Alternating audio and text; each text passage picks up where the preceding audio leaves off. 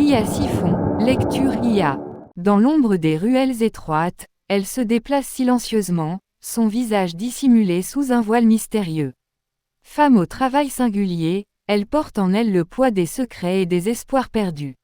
Son métier, bien loin des regards indiscrets, consiste à vendre des parties du corps humain, cachées sous des manteaux sombres.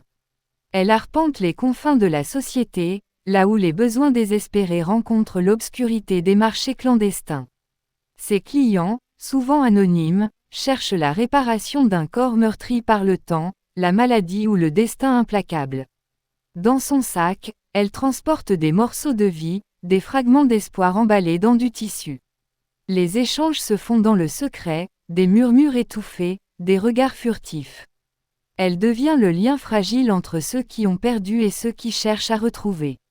Les parties du corps qu'elle porte avec elle ne sont pas seulement des objets physiques, mais des symboles de la fragilité humaine et de la quête éternelle de la complétude. Son visage reste énigmatique, préservant son identité dans ce marché clandestin où l'éthique se perd. Elle jongle entre la compassion et la nécessité, consciente que son métier navigue entre l'ombre et la lumière. Chaque transaction laisse une empreinte invisible sur son âme, une trace qui s'accumule au fil des jours.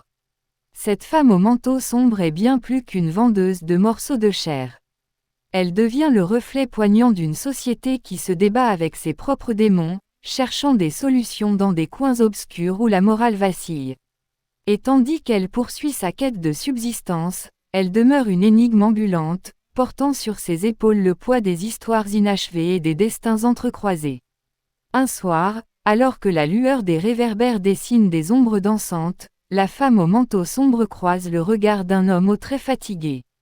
Son visage porte les stigmates d'une maladie implacable, et dans ses yeux, elle discerne une détresse profonde. Ils échangent un regard silencieux, comme si une connexion invisible s'était tissée entre eux.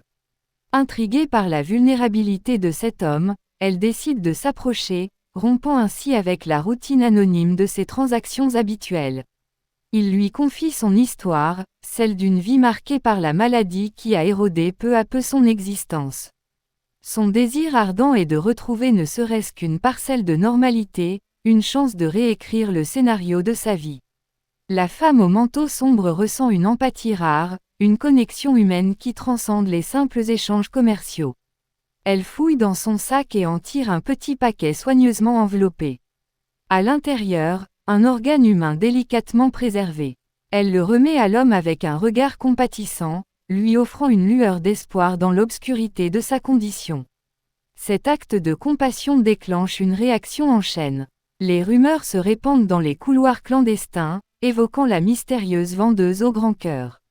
Des personnes affligées par le destin commencent à chercher sa présence, aspirant à une chance de transcender leurs propres limitations physiques. La femme au manteau sombre se trouve désormais au centre d'un mouvement inattendu, un réseau clandestin mais bienveillant, où des âmes désespérées trouvent un espoir insoupçonné. Son activité, autrefois teintée de secrets et de noirceur, prend une nouvelle dimension, éclairée par la possibilité de redonner vie à ceux qui en ont désespérément besoin.